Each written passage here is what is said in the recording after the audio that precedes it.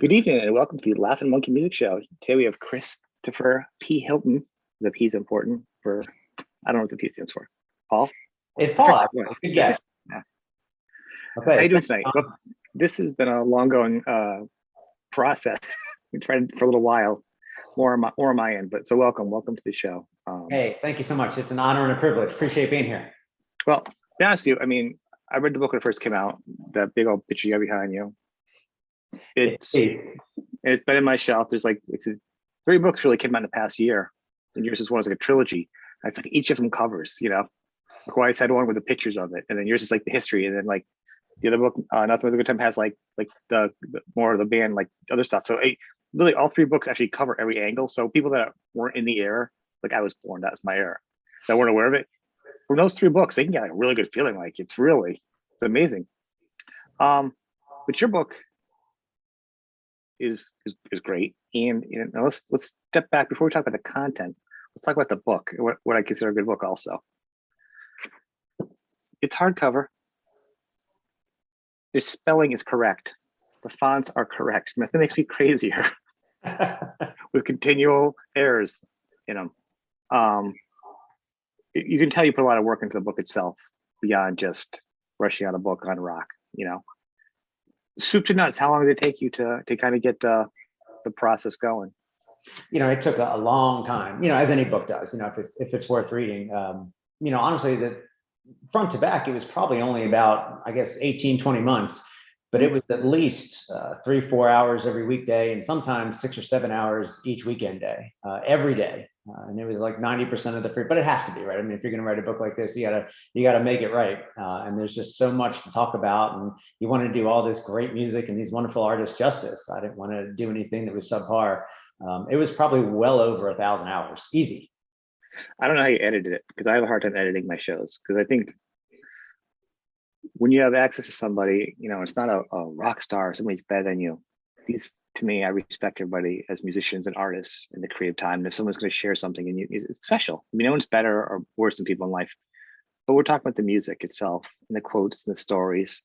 So it's hard to see like what's more important to each part. Does one little piece play better? So in like, what band do you leave out? You're never gonna win. You left up my band. You didn't put this too much here. You didn't do this. What about this band? You know what I mean? I do get a lot of that. I think it's terrific, right? I mean, I've been lucky enough to have so many people say they enjoyed the book. And I mean, it's just, it warms my heart. I'm just grateful that they find it entertaining. But the feedback I get that is negative is always the same. And I love it because it shows how passionate the fans are. And I love that we're passionate, but it's always exactly what you said. It's, hey, you gave this band 7 pages and my favorite band only got 5 pages, and they tell me I'm absolutely out of my mind for that. And sometimes they may be right. But it's hard. I mean, we're telling the story of the entire genre. People may be surprised to know the first draft of this book was 800 pages, over 800 pages, right? Because I really wanted it to be robust and all-encompassing. But you can't put out an 800-page book. I mean, you just couldn't. I mean, not even volume 1 and 2. What's that? Volume 1 and 2. There you go. Some people did suggest that, so I had to trim it back. It's already pretty stuffed. It's 450 pages as it is. But cutting out content was the hardest thing about it. You mentioned editing. If I say it took 2 years, it took 1 year to write it and a whole nother year to edit it. The editing process is painful, and any author knows that. But yeah, I mean, cutting the bands back or cutting out specific stories, it was really, really hard. Maybe we will do a volume 2 sometime, but I had to get it down to 450 pages at the most. And as you know, the more you get into this, it's so overlapped. So like one story can lead to another story of a back page of another artist, and there's some artists that are so important that aren't, not saying in your book, I'm just saying that a lot of people don't know, but they're like on every rock album, or the hired gun type of thing. Like, do I leave that person out? But this person introduced this person to these 2 big bands, but this person nobody knows. You know what I mean? Like so many, pieces and layers of the onion. Like it's a rabbit hole, to do that.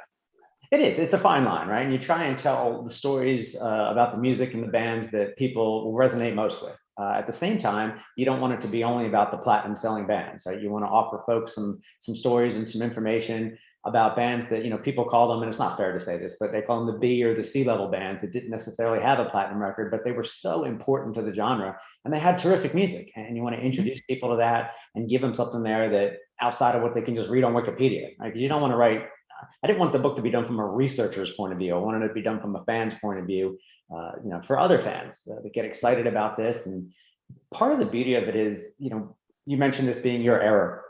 For people that grew up with it, like yourself and myself, it was a non-internet age. Today, if there's music and artists out there that young people enjoy or any age, you can know anything you want about them. But in the late 80s, you were limited to the magazines, right? Metal Edge and Rip and Kerrang and Hit Parader and all these things that we lived with, but there was no internet. And so there's a lot of fantastic stories, a lot of information about the music that fans of that era never heard. And that's really what I wanted to do with the book, not only to tell the story, because it is a fascinating story, I think. I mean, I agree. The rise, the fall, and the rebirth of this era, and it's called hair metal, and I'm sure we'll get into this. Everybody knows I hate the word hair metal. We can talk about that. Call it 80s bass, hard rock, heavy metal, glam metal, or whatever you want. I mean, it had this huge, sensational rise to prominence and commercial domination. This spectacular car crash of a fall, at least commercially, near extinction again commercially in the mid 90s, and then a legitimate rebirth and resurrection at the turn of the century, sustained all the way through today. I mean, that's a story, regardless of us being fans of the music. I had one person reach out to me, and I was surprised. They weren't actually a fan of hair metal. They read the book, not sure why, but they said, hey, they loved it because of the story of the up and the down and the success story and the perseverance some of these artists showed. And that meant a lot to me. So, I had read all the books, and you can't find something I haven't read about the genre. And there's tons of great stuff out there. All the autobiographies are fantastic. And one of the main reasons I wrote this one is because I was thinking to myself, there's all this great stuff, but I've never seen any book that was about the genre in particular. I've seen books about bands and groups, but a lot of these groups went through the same things on this rise up and this fall down and this rebirth together. I really wanted to tell the story of the genre itself. I hadn't seen that done before, so thus the book. The thing with me is now, like you, I've heard every book. I'd always, and grew up in the era. So the litmus test for me is I actually have a different view of coming and reading the book. I've heard all the stories. I've read. I wasn't surprised, but this is actually even better. I still enjoyed it enough. I read the entire thing. I still use it. I still think I recommend it to people. Oh, wonderful! So for the other end, I'm not like, oh my god, I'm like, yeah, I remember all that, and I've never seen it all together. I know all this from being there and reading way more information than anybody ever should have, and acknowledging from my whole life. You know what I'm saying? Oh, yes. But it's all here. But it's all here in one spot. Not all of them, I'm saying, but there's so much special stuff in here that you wouldn't know unless you were obsessive like you and me about apparently these stories. I don't know. And it's great to see them all together too, because I enjoy rereading them together, and it's put together well, And there's something that gives many small bands the props that this book does. That was the thought. Because there's a lot out there. And hair metal. I don't really care about the titles. I mean, it's funny. I hate for nothing. To me, I usually call it like legacy rock at the most, because that way I'll consider everything from like mid to late 90s back to mid 60s maybe. I'll call it legacy rock because it's lots of legacy of music that people still enjoy. That's why I like it. I mean, you can acknowledge it however you want. Hair metal's easy. I think, of course, there's copies of copies, and some of them got really ridiculous. Well, that's just it, right? I mean, if people have read the book, the very first chapter, they know it starts off with the sentence that I have a confession to make. I hate the term hair metal, right? And people think, well, what is wrong with you? You're using this term lavishly throughout the book. It's the title of your book. And generally, people that are close to the genre view this as a negative, disparaging, pejorative term. What am I doing? And a lot of people, the more casual fans, they're surprised to know that hair metal wasn't a term that was around during the genre's heyday, which was generally considered to be 86 to 91. I mean, up until that point, it was all hard rock. For those of us that were there, it was really just heavy metal. There was no hair metal. Believe it or not, bands like Poison and Warrant in 1989 were considered heavy metal. I mean, that sounds sacrilegious today, but that I was there. That's what it was. Hair metal as a term wasn't really invented until after grunge. People wanted this term to imply that the genre was incredible, or it wasn't about the music, it was about hair and style with no substance. And the bands hated this, and why shouldn't they? And the fans hated this, right? Because for the most part, it just wasn't true. I mean, there were some really, really skilled musicians, really talented folks. I always give a few examples. The band Winger took a lot of heat, but what an extremely talented group of musicians. These ridiculous. Are professional, right? Even, take CC DeVille, right? A signature goofball for hair metal. CC DeVille was trained under the great Isaac Perlman, right? These were talented folks.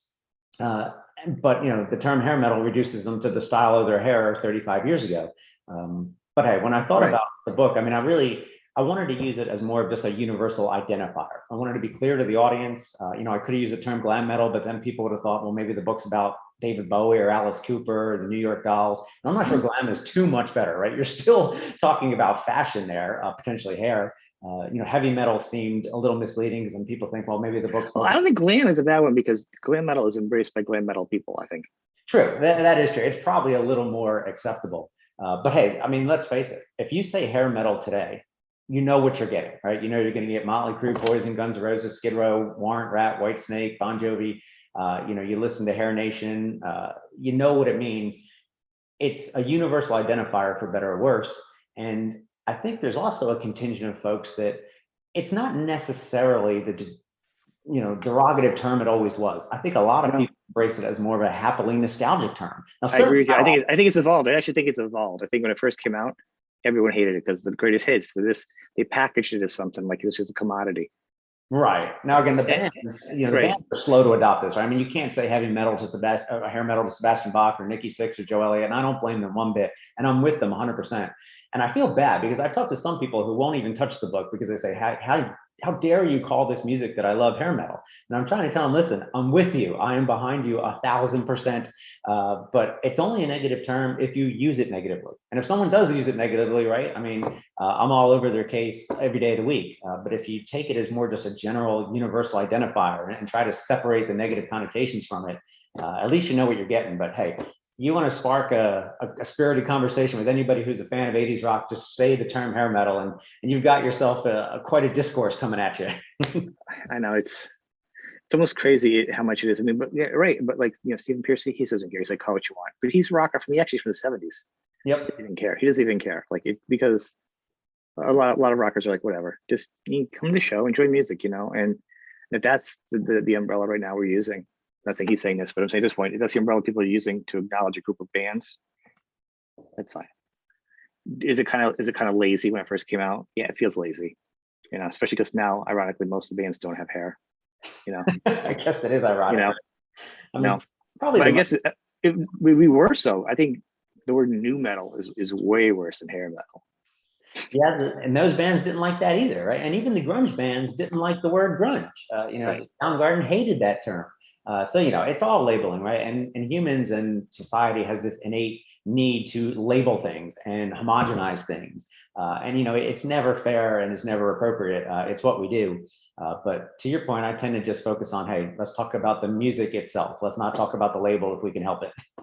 Well, and the thing is, with a lot of those bands is, once you break them apart, there was a difference in the sounds. Like to say, the other thing was, it all sounds the same. I guess you could say that about every genre, I guess. But if you really listen to, you compare like the Electric Boys and Bang Tango and Little Caesar and Cinderella. I'm just thinking off the top of my head. They don't sound like each other. No, fans. Doesn't sound, they really are totally different sounding bands. They have like guitars and they have solos and they had an image, and it was kind of fun to look at, to have an image because it's the icing on the cake. But all those bands could strip down and still play their songs, and you still listen to the music in the car. You weren't like looking at your phone, you know what I mean? So there was a level of something to it.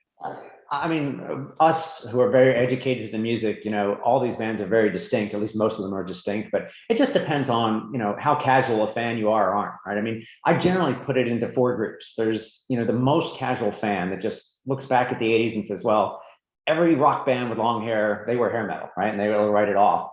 And then there's a second tier that gets a little more discerning. It says, well, it was all hair metal except for like the heavy metal bands like Metallica or Megadeth or Slayer. And then there's a third group that gets a little more dicey, right? Slightly more restrictive taxonomy. And the first bands they throw out of the hair metal category are usually Van Halen or Aerosmith. And that makes sense too, right? I mean, these are bands that were around long before the genre kicked into what it eventually became.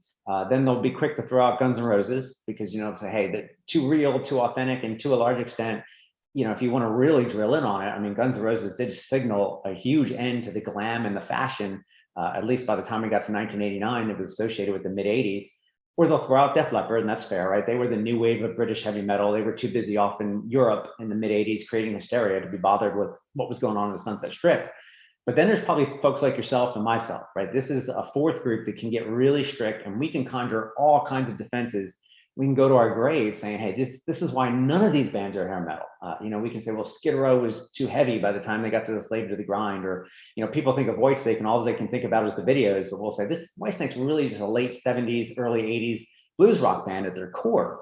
Or to your point, we'll say Bang Tango or Electric Boy is too funky. Wigger, surely a prog rock band in disguise. Or Faster Pussycat, LA Guns. No, that's more sleaze metal. Or White Lion. Well, too political to be hair metal. We can come up with anything and everything, and we're right. But some people are just going to look at it and say, hey, they had long hair, they had the videos, they had the guitar strung low. I do think that. I think the difference, the easy thing for me would be like Van Halen was none of them because they weren't putting on makeup and changing. Eddie was pretty much the same all the way through. Yeah. Aerosmith did change. Sure. When you look what they did on. But I would say they had a hair metal phase. I almost say just phases for Whitesnake did change. Oh, David Coverdale is not the same. There's two versions. Almost like with him being in Deep Purple, there's like Mach 1 and Mach 2. There was different versions. Yeah, the 1980 album was as hair metal as it got, right? And by the time they finished Slip of the Tongue, David Coverdale hated what the band had become in terms of that embrace of the hair metal trend. Right. So, Bang Tango, the dangerous part was because of the time and the image, that was a lot of those guys, that's where they were at, But they didn't consider themselves that way. Electric Boys, all their influences, talking to Connie, he's like, it was all the classic rock bands that we would consider classic rock now that he grew up listening to. He didn't even 70s rock. Right. He wanted to have long straight hair. He wanted to be like a rocker, so you evolve, they don't even consider themselves, because when, I spoke to him, I said, where'd you guys go? How did you deal with it? I'm always curious because everyone has a different adventure when grunge came, and the time period, I think every 10, 12 years, music just eats itself alive. Grunge did nothing to heavy metal. It was just time. A new generation came in. Not everyone was digging it because if the numbers were there, people were still buying it. The age group buying it and paying for stuff was changing too. The economics are changing. And then grunge got exciting too. Grunge brought some different stuff in to a younger generation who had money and weren't going to college. Absolutely. There's that very popular phrase that says, people say, well, grunge killed hair metal. Or more specifically, they'll say Nirvana killed hair metal. And I think there is some truth to that, but it's not the whole truth. I could then think of it as more that grunge was kind of just in the right place at the right time. There were a lot of things going on, like you say. Hair metal itself, there was a huge amount of market saturation. There was a lot of copycatting. There was only so much demand versus an infinitely growing amount of supply. A lot of these bands in the 1989, 1990, 1991, I loved them and they're super talented folks, but they weren't exactly reinventing the wheel. And even some of those bands have started to change their sound long before Smells Like Teen Spirit, right? Poison had evolved to a different place in Flesh and Blood. Take a band like Cinderella. Heartbreak Station was not like Night Songs. Slave to the Grind and the Illusion tracks were not like Skid Row's first album. Grunge was just a tipping point. You mentioned what was going on. It's also related to the political and socioeconomic climate at the time. As the 80s were about excess and big and more and more and more. And that's really what this music was all about, right? The ultimate in entertainment. And really, again, you use that word again, excess. But as the 80s were close, times began to shift, at least culturally, to a more grim, more somber, both economically and socially. There had to be a crash to accompany that high. The average American kid just couldn't relate anymore. They didn't want to have nothing but a good time. They felt angst, they felt alienation, depression, and grunge music was right there, ready to swoop in and satisfy all those needs. It felt more real to them. And you mentioned like music cycles every 10 years. Rock music at its core is about young folks' rebellion. And there's nothing rebellious about liking a genre of music that is already a commercial king.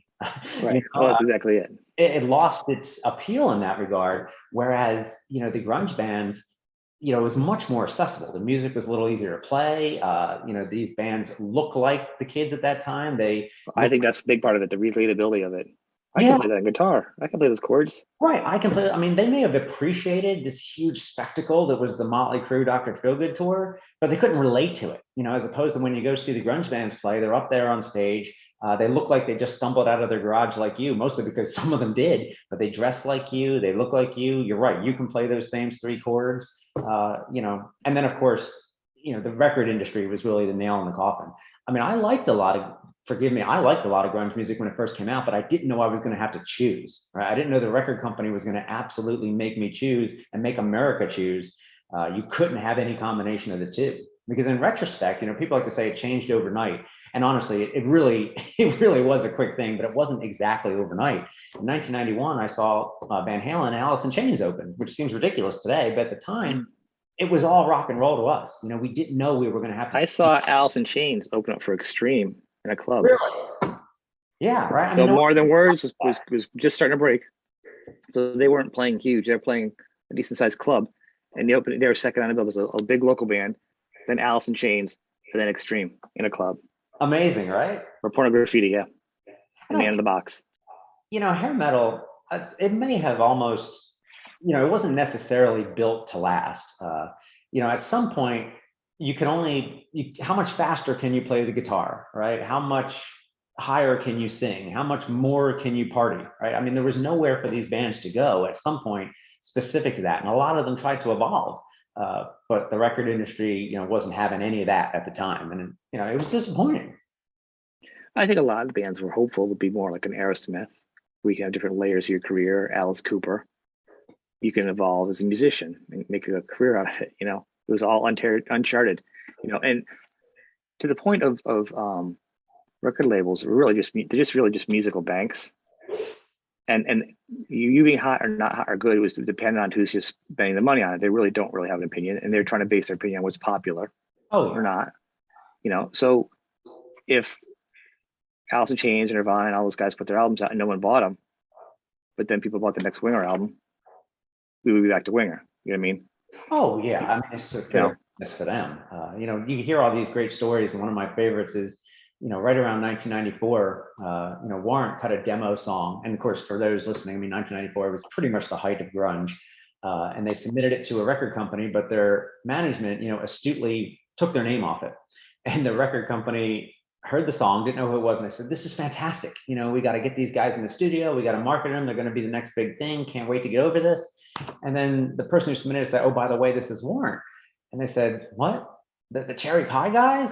No, no, no, get it out of here, right? We don't want anything to do with it. And that's really what it was about. You know, it didn't matter, you know, what you had or the aesthetics of it or the innate quality of it. It was just about the business of what they could sell. And there was no selling Warrant in 1994 to the generalized public. no, and it's a shame because I actually like the other albums they did. The later albums, I really liked them.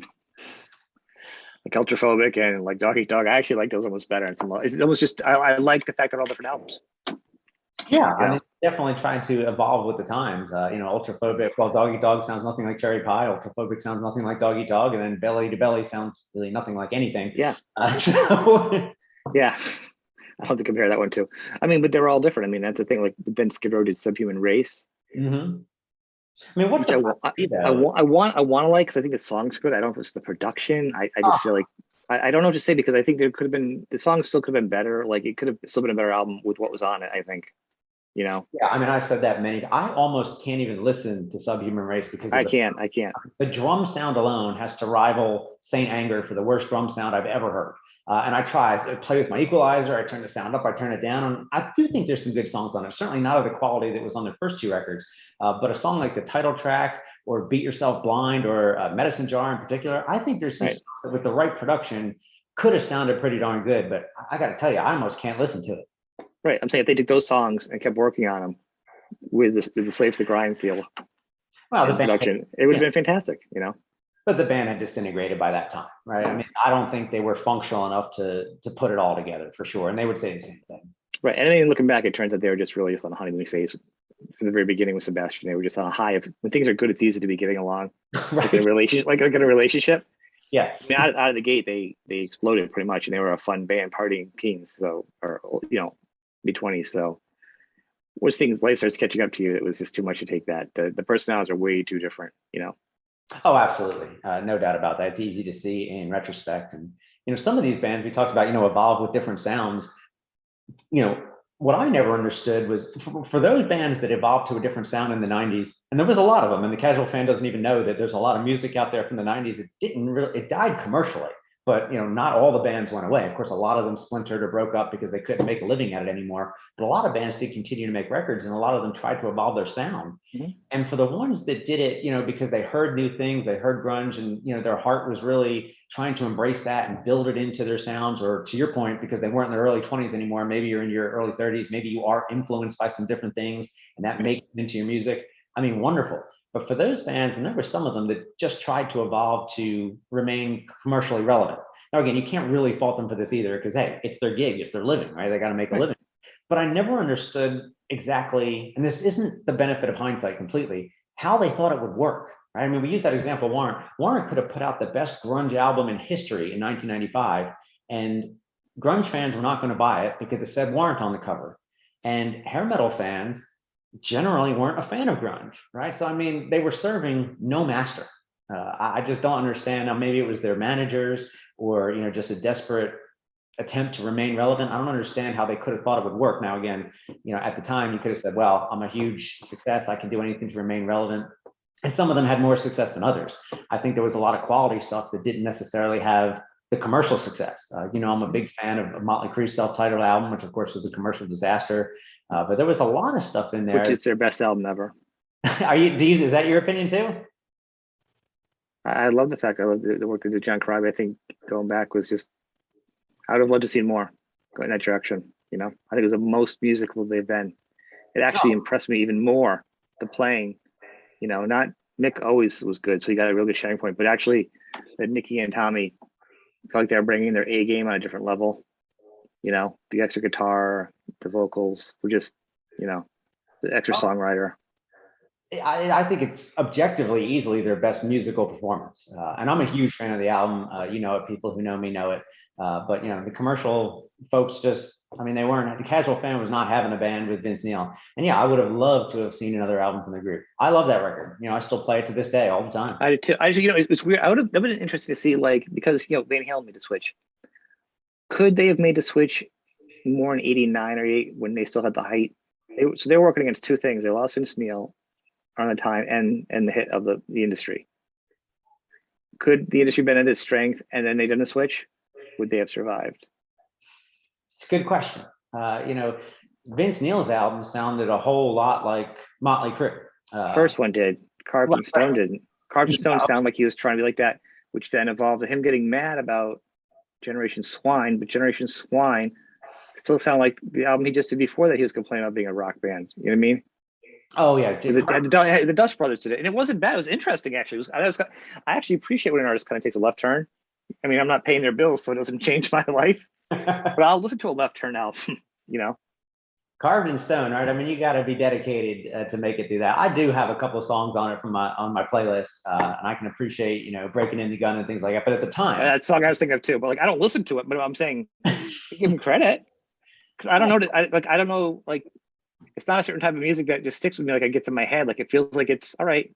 I did a lot of good stuff. It's nothing that horrible, but it's just nothing that kind of makes me entertained. No, it was a huge turn to left field. I'm not sure, how much Vince had to do with that. Of course, he was dealing with the situation with his daughter at the time. And you're right. I think a lot of that was the Dust Brothers, coming in. I think that's why the one album the one that's closest to him is Skylar, and that's probably the only thing he had anything to do with, I think. Yeah, no, I don't think he was driving the bus there for sure. But Exposed, the 1993 album, that was, as a Motley Crue fan, certainly I was, completely brokenhearted by the fact that they broke up. But listening to Exposed, at the time, that was good enough for me, right? I was like, great, I've still got this Motley Crue sound, and then I've also got an amazing self-titled album on top of it. This is this unique, heavy, super thing, right? I wasn't that disappointed as a fan. Now, of course, to your point, by the time we got to Generation Swine, I just couldn't. I really tried, but I couldn't. Yeah, Swine, I have mixed emotions on actually, because there are a lot of it I like. I think a lot of the parts I like about it are the parts that John Carruthers wrote. Yeah, right.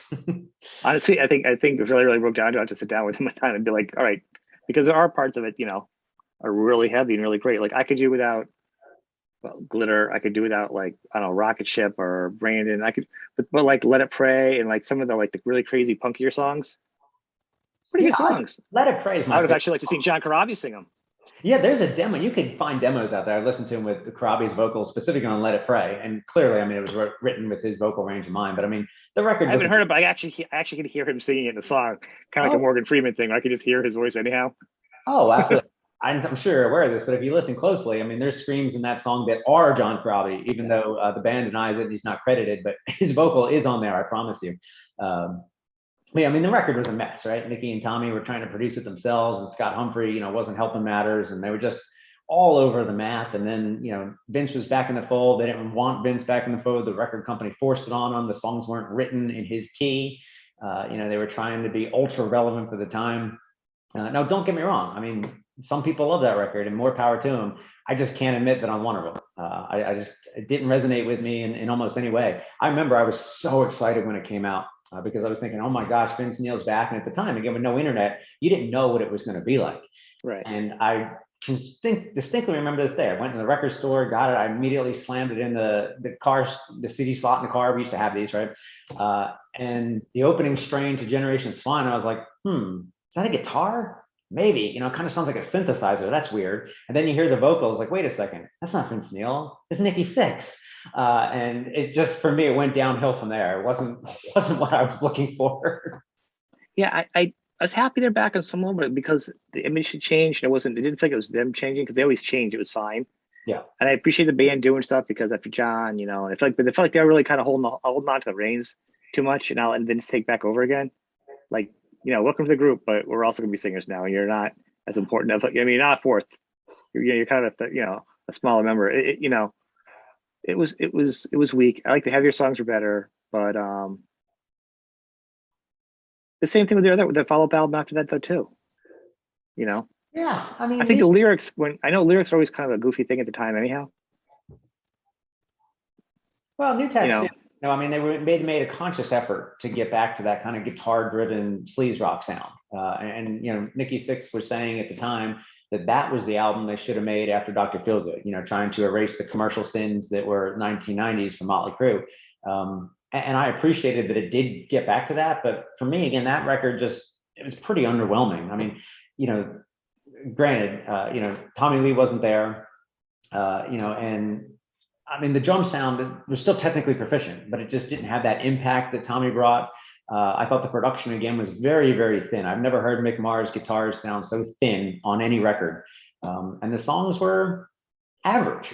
right? Nothing on there with the huge thump of Dr. Feelgood or the aggressiveness of Kickstart My Heart, let alone, anything off Shout at the Devil. For me, it just came off as a little, I mean, forgive me, anyone who's out there listening that takes offense to it, a little generic, nothing that really, but I was happy, right? I was happy that they were back on the track of that sleaze guitar driven hard rock, certainly after the departure that was Generation Swine. But, when I'm in the mood for Motley Crue, I don't reach for New Tattoo.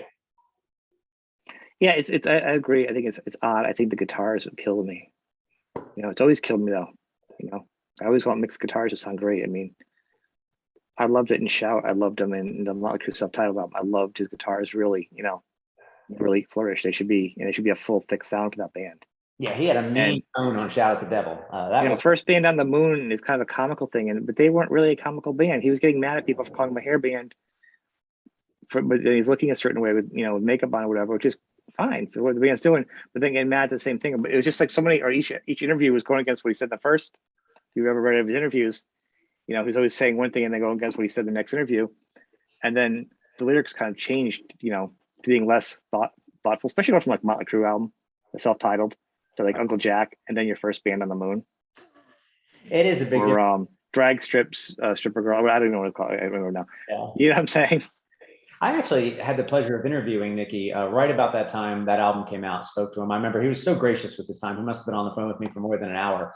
I can only remember it because I have to call. His dogs were barking in the background, which I'll never forget that. But he was really into the album. He thought they were finally back on the right track. And we talked a lot about Tommy's departure, but they said we're moving on for that. And he really thought they were getting back to what Dr. Feelgood was all about. And to some extent, the songwriting did lend itself to that, but I just don't think it had the same impact in terms of what they round up with.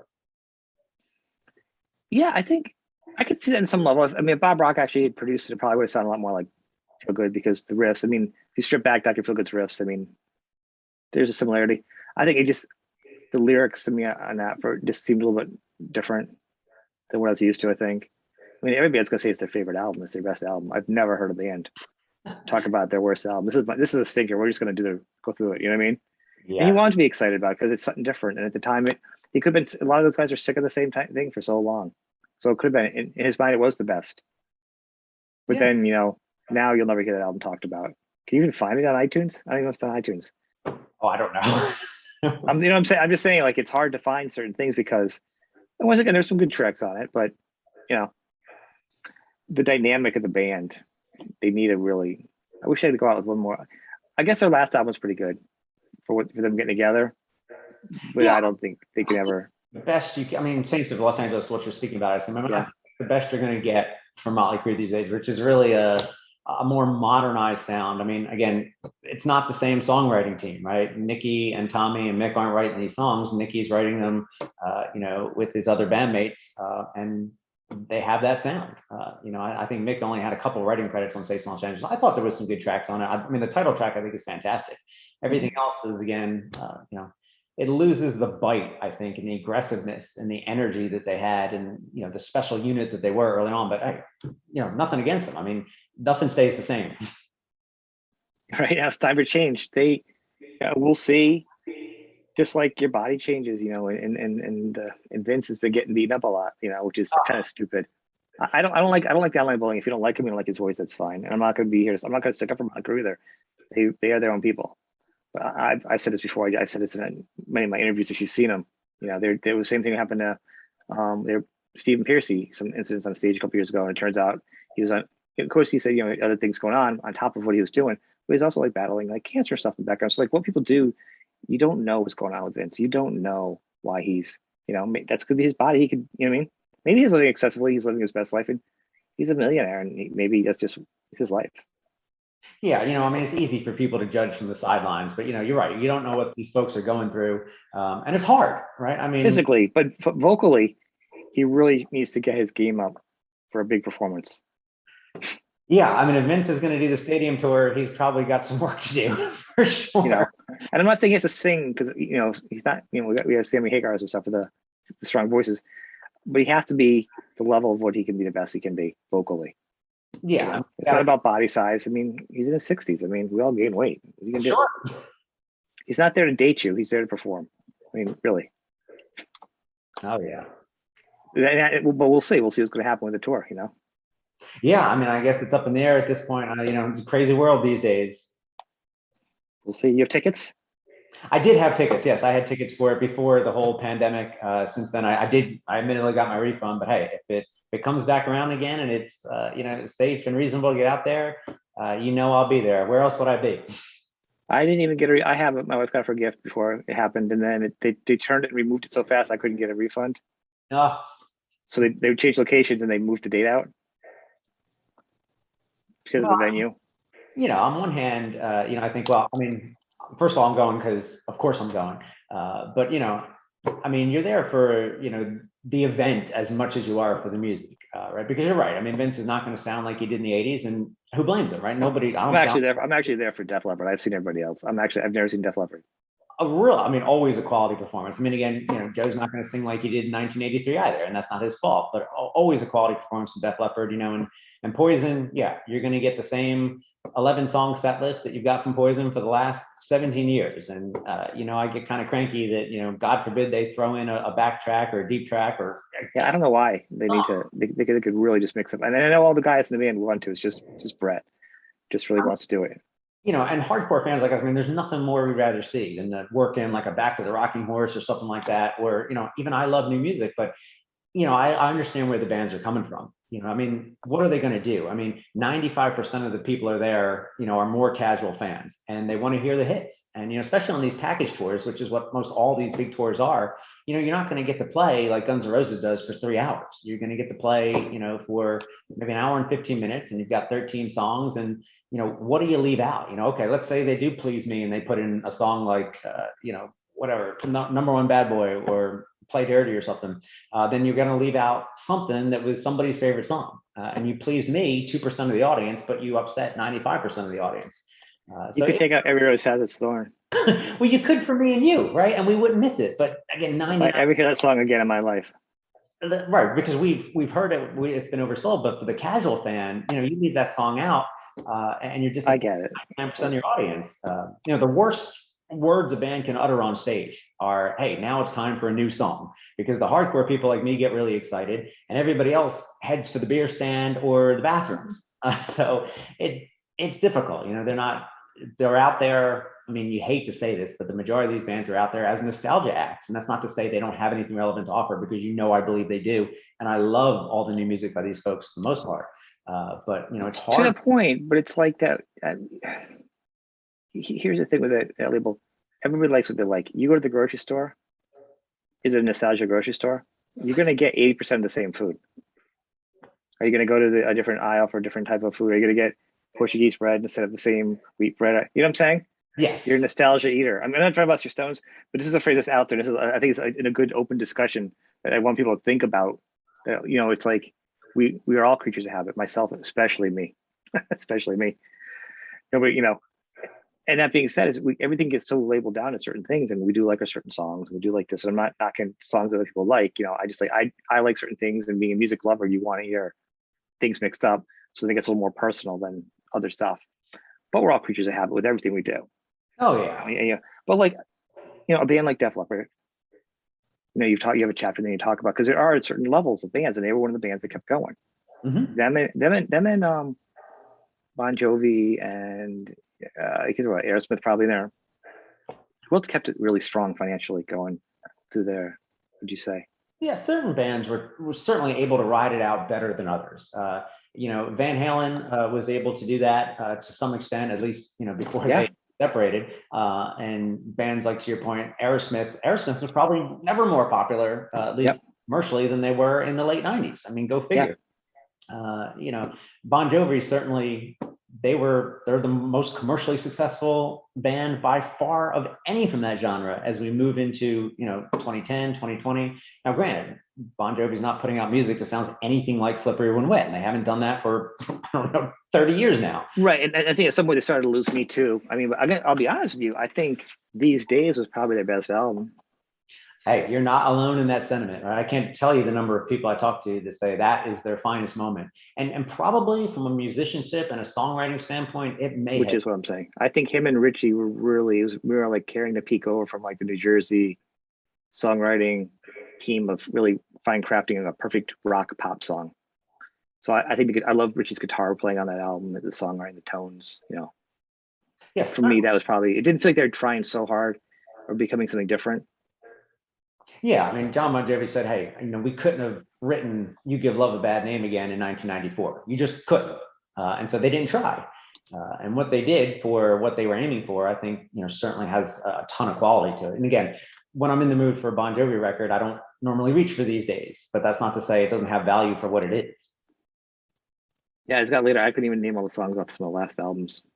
It almost feels like it's gotten country, and which is, you get older and you change, and I respect him for that. I don't, and his voice has stayed the same, and he runs it like a machine, and it's a perfect business model. The Bon Jovi enterprise. Yeah, I mean, he very much treats it like that. It is a business, and maybe it should be. And so he knows that commercially, you can't go back and write New Jersey again or Slippery When Wet, so they don't try. That's not to say a guy like me wouldn't love to hear another Bon Jovi record that sounded like that, but I know it's not in the cards. What's interesting is, so like you were saying before, like Joe doesn't sound the same. Now, I would say out there, I think he sounds better in the past few years. I think he had a couple of years where his voice was starting to strain. Yes, I almost wonder if he's done something specifically. His voice has gotten stronger again. I agree. And there's musicians out there who are faring better than others for whatever reason. When you talk about these, what I'm saying, there's a point that, like, because he hit some crazy notes, and I get like why it'd be hard. And then lately, I've heard some things of him doing. I'm like, man. Yeah, music genre is not easy to sing. Right? I mean, but there's a lot of guys still doing it at a very high level, even at a very upper level age. I mean, just off the top of my head, Dee Snider or Gary Sharon or Jack Russell, Tom Kiefer, Eric Martin, Phil Lewis, CJ Snare, the gentleman from Steelheart, Medvedev, or even Kick, Steve Whiteman. I mean, these are all guys who are pretty close to where they once were. And on the other end of the spectrum, I'm not giving But any. they're all about right now. Everyone's singing. Almost all those guys are singing a half step down at least. I Well, always ask, and when I all talk to them, I always say, "Do you guys wish that, man? If you had one bit of hindsight, would it be right in a lower key?" Well, I mean, you got to down tune, right? The only band I know that doesn't down tune nowadays is Journey, and they have always refused to do that. And you know, it's brutal as hell on the vocalist. But yeah, you gotta play in a lower key at least in concert. But Right. Well, I mean, that's why I use Sammy Hagar, just like my easy go to, because he sings everything. It's stronger now. I think, you know what I mean. who's that? I'm sorry. Sammy Hagar is Oh, the one person who is a amazing, go to. right? His voice has not changed. Like, it's actually getting stronger. It's like I call it leather. I mean, it's He is or that remarkable. fruit rope, that fruit leather. You just can't break through it. You know? I assume you heard the songs they put out during the lockdown sessions, right? And that's his voice without a lot of production, and he just sounds amazing. It's really a miracle. But you know, it's crazy. You can listen to other singers from even from other genres. And this is, you know, a little deep for everybody now. We recently, you may know Arthur Brown, who sang Fire. You know, the influence for Alice Cooper, who then became, you know, influenced by Marilyn Manson, then what, Motionless in White. You know, but the original God of Hellfire, he's been putting out stuff still consistently, fantastic. And even maybe think about this quarantine thing. He just did a quarantine thing where he has a shriek and a scream that's so strong and Mm. unbelievable. Once again, just as strong his voice, you know. So it's out there. I mean, and I asked him, I said, "How do you do it?" I mean, you're like a better shape than I am. I'm like, he takes care of himself. I mean, part of it is you take care of themselves. Sammy feels like he parties a lot, and I just think it's part of it's just a fluke, or maybe it's a good vodka, or the tequila he has investment at the moment. But a lot of these guys, you know, it's a half and half thing, you know. Yeah, I mean, it's got to be amazingly difficult, you know, especially if you don't take care of yourself and you don't really treat it, you know, your voice as an instrument. Again, Nikki Sixx said it best, right? Rock and roll does not age well. It's got to be really difficult to do things today like you did in the 80s. But to your point, there's a lot of guys still doing it. You know, and some of them have a tougher time than others. But hey, I just appreciate that they're out there and we can still go home and live a little of our youth. And hopefully, you know, I encourage them to remain as creative as possible. And I'll always be there. Well, I think rock is at a good phase now where, like I said, hair metal is not as much of a dirty word. It's more of a, you know, thing. The community, the bands. I mean, they're always fun, and there's probably some kind of competition, but you know, to what level each band was, you know, how bad, I don't know back then. But nowadays, they're all buds, they're all friends, it's family. You know, it's kind of nice. You know, you see all these shows, they all jam with each other, they all know each other. You know, Yeah, I think it's become a different community. it is. It's amazing, right? To think now that, you know, Motley Crue and Def Leppard and Poison could be playing a stadium. I mean, you never, ever, ever would have predicted that in 1995, right? When these three bands couldn't sell out my backyard. And that I'm Right. And overdrawing. even before that, I wouldn't predict them all being in the same room together when True. they were big because of all the fights. So Yes. Yes, Motley Crue and Poison on the same bill would have never been acceptable 20 years ago. no, he used to say it actually in interviews. Yes, oh, He I used to, know. Absolutely. Nikki Sixx, we'll never tour with Poison. Here we go. right. Well, Right, and that was my whole point about him going back and forth when he says stuff in interviews, because you do change. He's just the most quotable person. So everything he said, he's been very strong with his opinions and putting them out there. So it's easier for them to come back to him because he says everything out loud and not in his head like some people. yeah, it's certainly, you know, it's not as negative to like this kind of music as it used to be. And, you know, a lot of people look at the book and they look at the title. They see the rise, fall, and rebirth of hair metal. And the more casual fans, they look at me and they say, well, I remember the rise and I certainly know the fall, but I don't know what you're talking about with this rebirth thing. And, you know, you think about it. I mean, yeah, there was no rebirth where these bands were automatically just able to drop a platinum album at whim. But, you know, right around the turn of the century, there was a legitimate resurrection of this music. I mean, grunge was basically gone, new metal and rap rock were in. But I mean, the touring was where it was felt. There was all the reunions in like the 1999, 2000, you know, the economy started to flourish again. You had the dot-com bubble. You had a real sense of nostalgia. You know, people that were in their 30s were ready to go out on a Friday night, a Saturday night, and, you know, relive their youth a little and have nothing but a good time. And then you had the package tours. Like these bands figured out that, you know, if they got 4 or 5 of themselves on a package, they could still pack the house. You had the Rock Never Stops tour, and, you know, Poison will go out with Cinderella and Rat and Warrant. And even the industry picked up on it a little, right? If you remember back in 2000, VH1 had the big behind the music specials, and Def Leppard was there, and you had the Monster Ballad CDs, which somehow sold, 1 million copies of that. There was greatest hit CDs.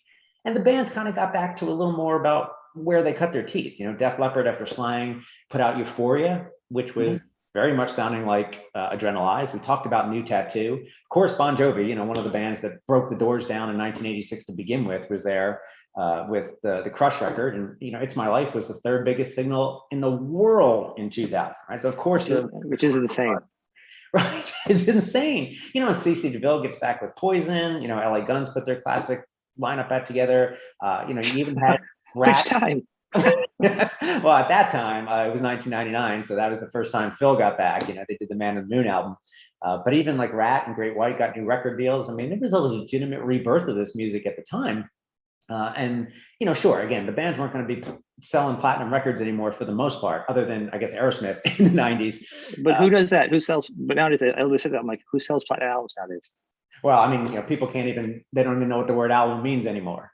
Right, but so they don't even do it. So it's not even like this. You couldn't even, quantify against that anymore, because yeah, it's an apple and an orange for sure.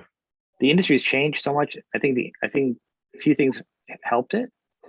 When grunge went down, and I think a lot of party rock, I think a lot of the audience, the 10 years were like college, like my years, and like grown-ups, and it was really depressing time and everything. So it's relatable.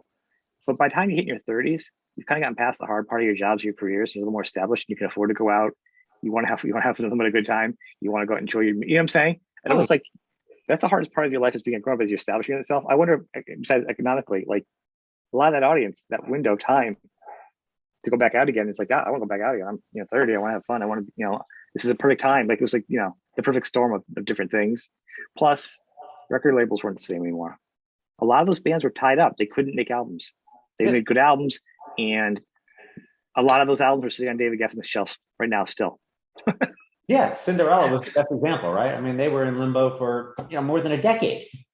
And his voice and this and that, Tom's vocal problems, vocal cord problems, and luckily he's came back from that. Success. That was a good success story. Yeah, Tom was one of the most talented folks in the genre, in my humble opinion, right? I mean, this guy, amazing songwriter, amazing vocalist, plays probably one of the best slide guitar players ever. I mean, people think I'm crazy for saying that, but I mean, you talk about people that really specialize in slide guitar, there's not too many people that do it better than Tom. Just an amazing talent. I will agree, he's up there. He is up there. As far as that, he's on slush. It's hard. It's hard. You do slide guitar, you just don't. Just know, like, it's okay. It's a train wreck if you don't.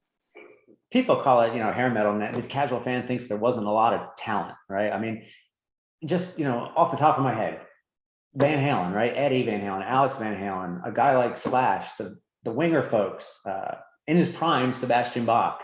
We talked about Tom, the whole band, Mr. Big, right? Or Vito Braga, God, how can you not think about him? Or to your point, even bands like Def Leppard or Tesla, there was a lot of just really, really talented folks that just happened to be playing that style of music.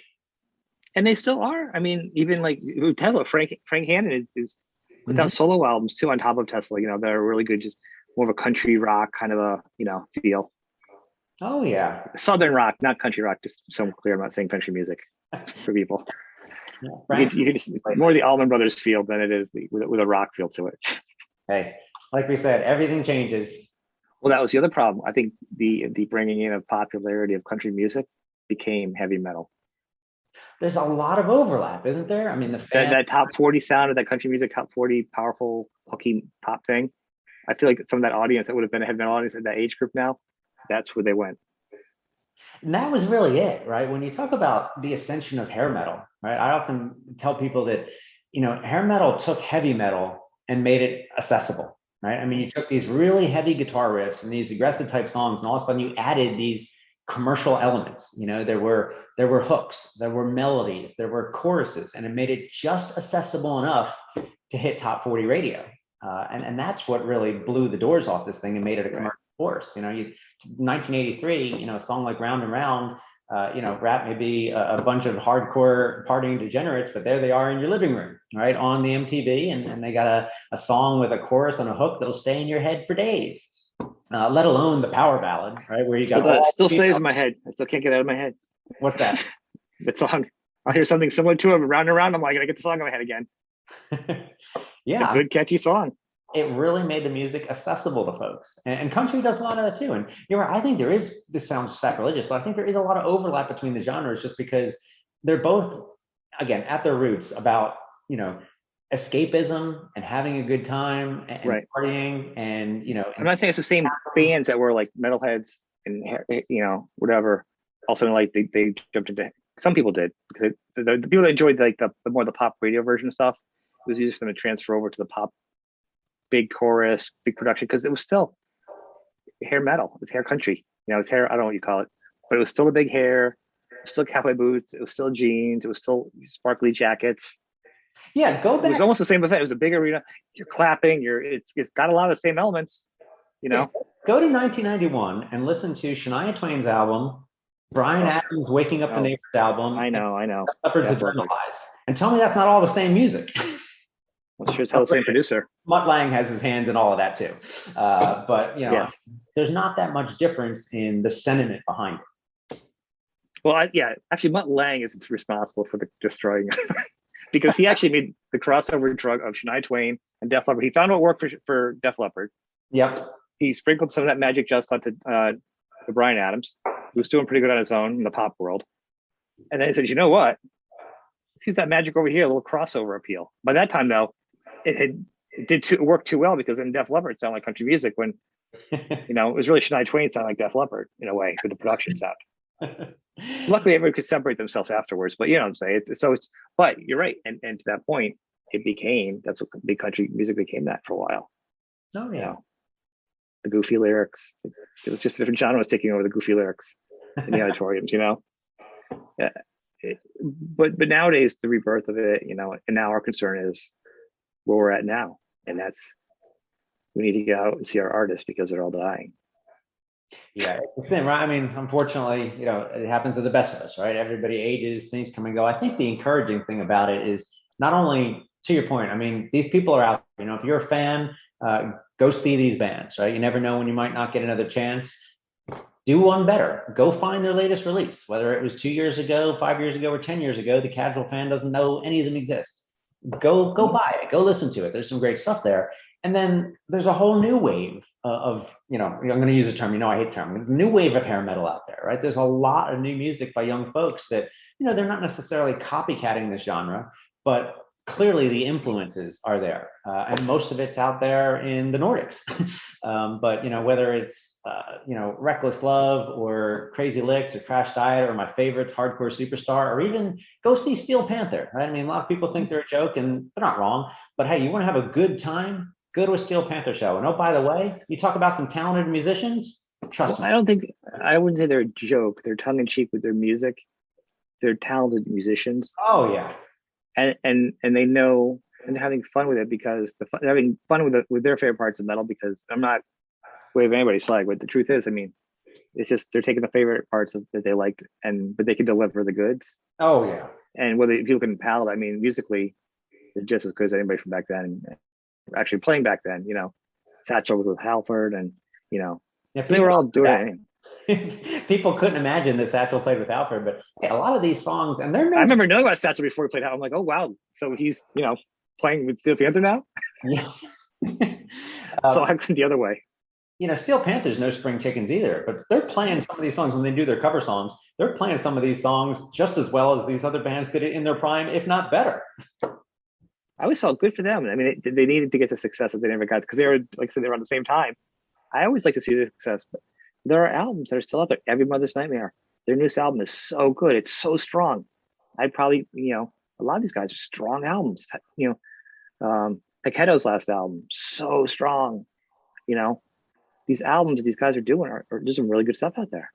Yeah, if you're a fan and you're listening, go check it out. Right, it's out there. It's not. You got to know where to look. But hunt it down. You'll be happy you did.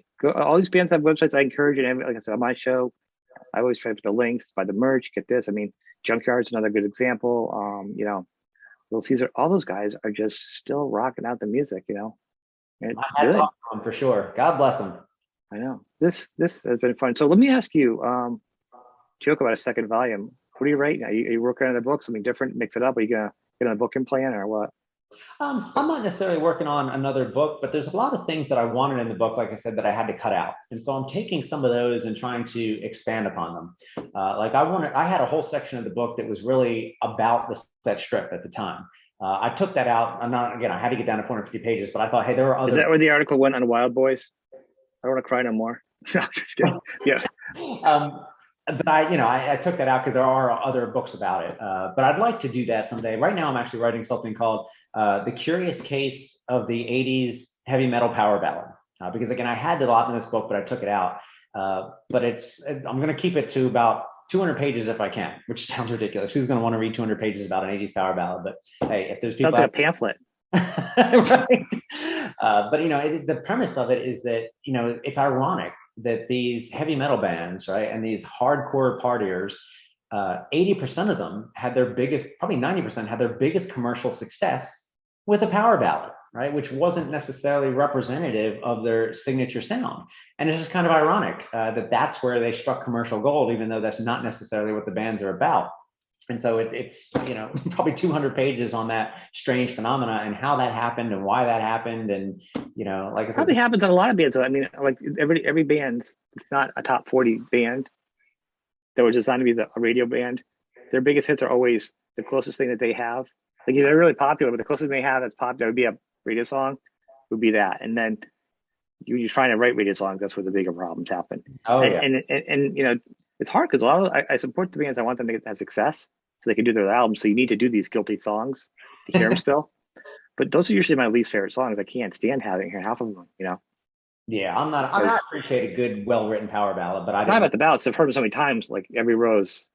Yes, I Even don't. at the time, it wasn't my song. But Especially, I don't need to hear any Aerosmith power ballad ever again. I think so. yeah, I could do without, a lot of those ballads. I don't need them.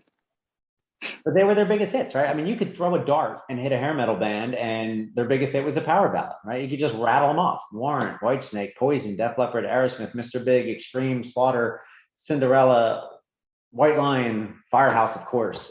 Even Skid Row, if you consider, well, 18 Life of Power Ballad, you may or may not, but there's dozens and Yeah, dozens and dozens of them whose biggest hit single was a ballad. but Skid Row had a couple good ballads. I still listen to them to this day. I'm a slave to the grind now. Quicksand Jesus Oh, and what's the other song? in a dark They're both and wasted time. yeah. I mean, are you kidding me? The vocals on that? Oh, I mean, Sebastian Bach was at his peak right then vocally, and just amazing. Now, those weren't traditional power ballads. Those were more dark, intense, slower songs. But still, amazing tracks for sure. Knowing what I had known now and then about that what was going to happen, if I had a time machine, I'd go back. I would just lock him in a studio and just make him write and record songs. So this guy's like in the year, just keep making songs, albums for it. Just don't stop. So we have him as a capsule. You know what I mean? Yeah, I mean, in his prime, I mean, he really was. Not to say he's not good now, because I think he is, and some nights he's better than others. And I think he's still extremely talented. But in his prime, he could really sing with just about the best of them for that style of music. Even Right. on the Angel Down album, I mean, that's an Oh, amazing. that's I'm saying, but the songwriting, I'm saying they were at their songwriting peak though too. Oh, Skid Row, yeah. With his voice together, it made it that much better. You know what I mean? Oh, it was a winning combination for sure. I mean, Skid Row with a less charismatic or less capable singer, certainly I don't think would have been as big as they were. And certainly Sebastian benefited from being able to sing some amazing songs, that Snake and Bolin wrote. Yeah. And who knows what's going to happen to them? They've had a rough couple of years. Yeah, I mean, we've been working on this album forever, right? I've heard their new singer. I mean, their new singer, of course, very technically capable. It's got kind of that Europe tinge to it. I mean, I'll certainly be getting it the first day it comes out. They talk about going back with their old producer and trying to get more of that original sound. Of course, every band says that, right? Every new album that ever comes out, oh, we're going back to our roots. Now, how often does that happen? We'll see. But hey, there's still some talented guys. I think they have something to offer. I'm not a big fan of a lot of the stuff that Skid Row did after Sebastian Bach, just from a songwriting standpoint. Not my cup of tea. Not to say they don't have some talented stuff.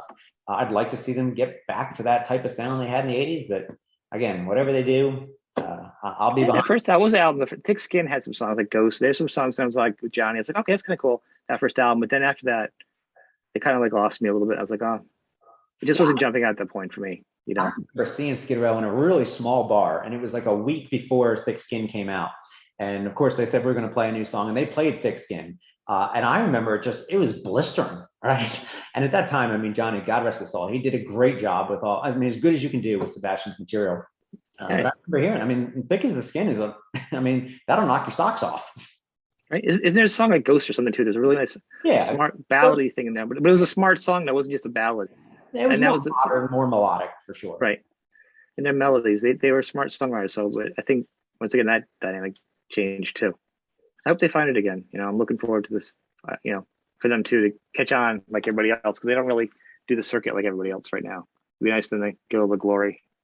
Yeah, I'm looking forward to the record if they get it out. Well, so on this smaller book you're going to do, how come only 200 pages? Or it's small? Well, just because, you know, honestly, I really enjoyed writing the book, and I'm so happy that I've been so lucky to get so much good feedback at it. And if people like it, then, you know, it warms my heart. But you want to write a book like that, like I said, it was easily over 1,000 hours, probably 1,500 hours. And, you know, unfortunately, I got a full-time day job, right? So it takes up 9% of your free time. And there's probably just other stuff I need to do other than writing another book. I'm not going to try and do a grand endeavor like that again. We'll let this one stand on its own for just a little bit. Well, it was good. I want to encourage people that haven't bought it yet to buy it, read it. I keep it. It's my collection. It will always be there. It's a good reference piece too, to go back, because I have a little memory of dates and stuff, you know. So I'll go back and I'll reread it. You know, it's good. I appreciate that. It means a lot to me. Thank you. I mean, we very beginning of when I started my show, which is like a long time ago. It really wasn't, but I read this and it's been a good reference point. Actually, this inspired me to talk to certain people. It's actually referenced me, reminded me of certain comments that were made in stories, so I could go back and go against them, and see what happened. Because, you know, you couldn't quote against things, right? You know, you said this, but really, what the real story behind it, get a little more details, or like, I heard this, and they're like, yeah, here's really what happened. Here's the rest of it. So I used the book, like I said, as you know, to inspire me, and its reference point. So. Again, too kind of you. Thank you. That's my seal. I want to thank you for being on the show, man. We'll have you back again. We'll do some panel stuff down the road too.